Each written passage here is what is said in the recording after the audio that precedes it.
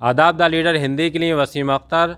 हम मौजूद हैं यूपी के ज़िला बरेली में समाजवादी पार्टी के कार्यालय पर। ये वो कार्यालय है जिससे पूरा ज़िला संचालित होता है। उम्मीद ये थी इस बार के चुनाव में कि जिस तरह से समाजवादी पार्टी के कार्यकर्ताओं की अपनी फ़ौज है और चुनाव से पहले जिस तरह दूसरी पार्टियों में भगदड़ मची है, तमाम दूसरी पार्टियों के बड़े लोग समाजवादी पार्टी की तरफ उम्मीदों की नज़रों से देख रहे हैं और वो टिकट की लाइन में लगे हैं। जाहिर सी बात है कि जिस तरह समाजवादी पार्टी का सीन चुनाव से पहले बना है, उसमें हमें ये उम्मीद थी कि ये कार्यालय पूरी तरह से गुलजार होगा, यहाँ बहुत भारी भीड़ दिखेगी। इसकी वजह यह है कि इस बार टिकटों को लेकर थोड़ा सा परिवर्तन हुआ है। जो टिकट लखनऊ से घोषित हो जाया करते थे चुनाव से पहले, अभी तक अटके हुए हैं और जो दावेदार हैं उनमें ज़्यादातर दावेदार लखनऊ में है। इस वजह से समाजवादी पार्टी कार्यालय पर वो रौनक नहीं दिखाई दे रही है। अगर हम इस वक्त की बात करें, टिकटों की बात करें, तो 9 विधानसभा सीट हैं बरेली में। 9 में 7 सीट बताया जा रहा है कि क्लियर हो चुकी हैं। बिथरी और कैंट सीट पर अभी उम्मीदवार तय नहीं हो पाए हैं, उसको लेकर रस्साकशी चल रही है। ज़्यादातर सीटें जो हैं, जो पूर्व विधायक हैं, उनको दे दी गई हैं। चाहे हम अगर शुरू हों बहेड़ी से, तो बहेड़ी में अताउर रहमान को फिर से टिकट दिए जाने की चर्चा है। इसी तरह से नवाबगंज में भगवत शरण गंगवार, मीरगंज में सुल्तान बेग, और अगर हम फिर आंवला की तरफ आएँ तो आंवला में RK शर्मा चुनाव लड़ने जा रहे हैं, जो भारतीय जनता पार्टी छोड़कर आए हैं। इसी तरह से जो अगर हम शहर की बात करें तो शहर में अभी कैंडिडेट तय नहीं हुआ।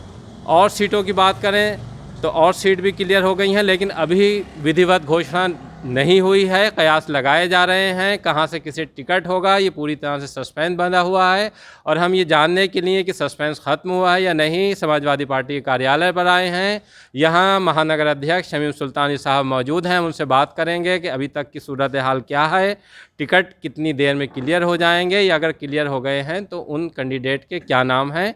हाँ, आइए हम शमीम सुल्तानी से बात करते हैं। में 9 विधानसभा क्षेत्र हैं और इन 9 विधानसभा क्षेत्रों में अभी कोई आधिकारिक सूचना नहीं है, लेकिन जहाँ तक मैं जानता हूँ, नवाबगंज विधानसभा क्षेत्र से हमारे पूर्व मंत्री भगवत शरण गंगवार जी, इसी तरीके से फरीदपुर से पूर्व विधायक विजयपाल सिंह जी, पूर्व विधायक RK शर्मा जो बीजेपी को छोड़कर आए हैं, समाजवादी पार्टी सदस्यता ग्रहण की है, RK शर्मा साहब का आंवला से है। इसी तरीके से आप कैंट नहीं बल्कि मैं महानगर की 124 शहर विधानसभा से हमारे जो महानगर कमेटी के उपाध्यक्ष हैं, पार्षद दल के नेता हैं, पार्षद हैं श्री राजेश अग्रवाल जी, उनका नाम लगभग फाइनल है। इसी तरीके से भोजीपुरा से शहजुल इस्लाम साहब, मीरगंज से सुल्तान बेग साहब। अभी 3 सीटों पर थोड़ा सा मंथन चल रहा है, जो मुझे जानकारी मिली, लेकिन ये आधिकारिक सूचना नहीं है। एक बिथरी विधानसभा, कैंट और मीरगंज, 3 विधानसभाओं पर अभी थोड़ा सा संशय बना हुआ है और बहुत शीघ्र ही कल सुबह तक हर हाल में 9 के 9 विधानसभा सीटें के जो प्रत्याशी हैं वो घोषित कर दिए जाएंगे, ऐसी मुझे उम्मीद है। शमीम भाई, जैसे नामांकन कल से शुरू हो रहे हैं, मैं भी बहुत लंबे समय से समाजवादी पार्टी को कवर कर रहा हूं बरेली में। शायद ये पहला मौका है कि जब टिकटों में इतनी देर हुई है। अगर होता तो 1-2 टिकट फंसते थे, लेकिन बाकी सब क्लियर हो जाया करते थे। तो क्या वजह रही इस बात? देखिए, जहाँ तक मैं जानता हूँ कि ये पहला ऐसा चुनाव है जो कोरोना काल की वजह से कोरोना गाइडलाइन के अनुसार होगा। देर सिर्फ इसीलिए हो रही है क्योंकि अब उस तरीके का चुनाव नहीं है जो पब्लिक में होता था, भीड़ लेकर हम गली गली कूचे कूचे जाते थे। क्योंकि अब ज़्यादा काम सोशल मीडिया का है, इंटरनेट के माध्यम से, तो कहीं ना कहीं इस वजह से देर हुई है। जिस तरह से सारे कैंडिडेट लखनऊ हैं और जिन्हें अपनी तैयारी करनी थी, चुनाव की नामांकन की तैयारी करनी थी, वो अभी तक टिकटों का इंतज़ार कर रहे हैं कि कब टिकट हो। बहुत अच्छी बात कही आपने। देखिए, सिर्फ कैंडिडेट ही अकेले तैयारी नहीं करता है, कार्यकर्ताओं की पूरी फौज होती है उनके साथ। कैंडिडेट अकेले गए अपने ड्राइवर के साथ, एक समर्थक को लेके गए होंगे। हमारे एक विधानसभा क्षेत्र में 40 सेक्टर हैं। जिस तरीके से अगर हम शहर की बात करें तो 441 हमारे बूथ हैं। इसी तरीके से कैंट में 381 बूथ हैं। तो इतने तो बूथ के कार्यकर्ता, इतने सेक्टर कार्यकर्ता हैं। वहाँ से बराबर फ़ोन के माध्यम से सारे कार्यकर्ताओं को फ़ोन हो हो रहे हैं, वो अपनी तैयारियां कर रहे हैं, वो सिंबल लेकर आएंगे। काम रुका नहीं चुनाव का, काम बराबर चल रहा है। जिस तरीके से मैं अभी शिवगंज सेक्टर की मीटिंग लेकर आ रहा हूँ, इसी तरीके से और जगह भी काम चल कुछ रहा है। तय हुआ है कि नामांकन एक साथ कराए जाएंगे या अलग अलग? नहीं, ये ऐसा कुछ तय नहीं हुआ है कि एक साथ कराएंगे या नहीं आएंगे। ये तो हम जिला अध्यक्ष जी बैठ के तय कर लेंगे और पार्टी के प्रत्याशियों के साथ बात करके अगर सामूहिक रूप से करेंगे, क्योंकि जैसा मुझे जानकारी हुई है कि चुनाव आयोग की जो गाइडलाइन जारी हुई है उसमें आवेदक के साथ उनके प्रस्तावक ही जा सकते हैं। जिस तरह से 9 सीट पिछली बार भारतीय जनता पार्टी जीत गई थी यहाँ, सब 9 की 9, तो इस बार भारतीय जनता पार्टी पर दबाव देख रहे हैं या समाजवादी पार्टी पर दबाव है कि 9 सीट कैसे जीती जाएं या उससे हिसाब बराबर किया जा सके? बहुत अच्छी बात करी है आपने वसीम साहब। मैं मिसाल के तौर पर आपको बताना चाहता हूँ, पिछला जो अभी ग्राम पंचायत का चुनाव हुआ है तो समाजवादी पार्टी की पूरे उत्तर प्रदेश में सबसे ज़्यादा जिला पंचायत के सदस्य, बीडीसी सदस्य और ग्राम प्रधान चुनकर आए थे।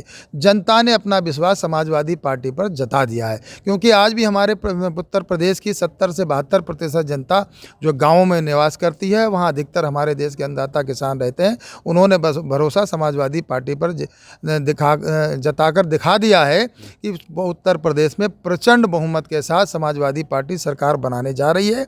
इस बार बरेली में हम 9 के 9 सीटें जीतने जा रहे हैं, क्योंकि जनता का रुझान समाजवादी पार्टी की तरफ है। मैं जैसे अगर हम देखें तो राजेश अग्रवाल जो पार्षद हैं जी, उनका टिकट इस वक्त सबसे चौंकाने वाला रहा है समाजवादी पार्टी में। तो क्या इस तरह का कोई और टिकट भी हो सकता है कि जो चौंकाए लोगों को? देखिए, राजेश अग्रवाल जी का आपने चौंकाने की बात कही तो मैं आपको बताना चाहता हूं, पिछले विधानसभा चुनाव में भी उनका टिकट हो गया था। राजेश अग्रवाल जी चूँकि लगातार 4-5 बार से पार्षद हैं, हमारे नगर निगम पार्षद दल के नेता हैं, महानगर कमेटी में हमारे उपाध्यक्ष भी हैं और उनको सब लोग जानते हैं, बहुत अच्छे व्यक्ति हैं। लेकिन आपने जैसा कहा कि कोई चौंकाने वाला नाम हो सकता है, तो हो सकता है, क्योंकि ये राष्ट्रीय अध्यक्ष जी का विशेष अधिकार है।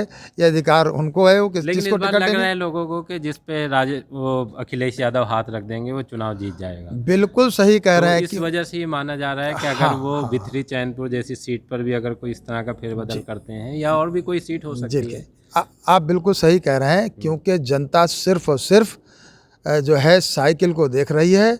वो उत्तर प्रदेश का पुनः मुख्यमंत्री आदरणीय अखिलेश यादव जी को बनाना चाहती है। कैंडिडेट कोई भी हो, जनता ने तय कर लिया है, वो समाजवादी पार्टी का जो निशान है उसके आगे बटन दबाकर और अखिलेश यादव जी के हाथों को मजबूत करेंगे। उत्तर प्रदेश में प्रचंड बहुमत के साथ सरकार बनाएंगे। जैसे अगर हम देखें समाजवादी पार्टी की राजनीति, तो कैंट और शहर सीट जो है समाजवादी पार्टी की नहीं हमेशा से टफ रही है, तो इस बार क्या उम्मीद लग रही है? देखिए, समीकरण होते हैं।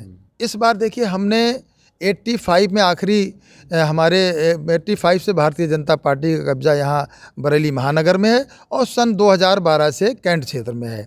परिस्थितियाँ होती हैं, लेकिन इस बार जो कोरोना काल में बहुत सी हमारी माँओं ने अपने पतियों को अपनी सांस देकर उनको ज़िंदगी देने का काम किया, तो कोरोना काल में जो लोगों ने परेशानियां सही हैं और भारतीय जनता पार्टी के लोग तो अपने विधायक को नहीं बचा पाए, तो कोरोना काल में जो लोग परेशान हुए हैं, जिनके पूरे के पूरे परिवार साफ हो गए, तो लोग इसे भुला नहीं पा रहे हैं, क्योंकि इन्होंने ऑक्सीजन की व्यवस्था नहीं की, स्वास्थ्य सुविधाओं की व्यवस्था नहीं करी। और रही बात, दूसरी बात यह है कि आज आप देख रहे हैं महंगाई आसमान छू रही है। 110 रुपये लीटर पेट्रोल, 100 रुपये डीजल, 950 से 1000 का सिलेंडर है। महंगाई चरम सीमा पर है। 200 रुपये का लीटर जो है सरसों का तेल मिल रहा है। और आप ये देख रहे हैं महंगाई की वजह से इस कोरोना काल में हमारे बहुत से गरीबों ने, मजदूरों ने, मजलूमों ने आत्महत्या कर ली और आत्महत्या करने पर विवश हो गए। तो मैं समझता हूँ उत्तर प्रदेश की जनता इसे नहीं भुला पाएगी। आज सबसे बड़ा मुद्दा जो है महंगाई का है, भ्रष्टाचार का है, विकास का है, शिक्षा का है, रोजगार का है। क्या उम्मीद है कि जैसे टिकट वहीं से घोषित हो जाएंगे या जिले पे? नहीं, वो टिकट वहीं से घोषित हो रहे हैं, वहीं से सिंबल मिल रहे हैं, जैसा मुझे जानकारी मिली है। नहीं, जैसे घोषणा होगी या सिर्फ सिंबल दे दिए जाएंगे? सिंबल दे रहे हैं इस बार, वहाँ से दे रहे हैं सिंबल सबको। जो मुझे जानकारी भी है, नवाबगंज से आदरणीय भगत गंगवार जी जो पूर्व मंत्री रहे, उनको मिल भी चुका है, मेरी उनसे बात हुई है। तो इस बार तय सब कर लिया गया है कि किसको कहाँ से लड़ाना है और सिंबल वहाँ से डायरेक्ट जारी हो रहे हैं। अभी आपने महानगर अध्यक्ष शमीम सुल्तानी साहब को सुना, उन्होंने बहुत सी चीज़ें साफ़ कर दी हैं। उम्मीद है कि कुछ देर में या रात तक ये साफ़ हो जाएगा कि सिंबल किनको मिलेंगे और कौन वहाँ से लखनऊ से खाली हाथ लौटेगा।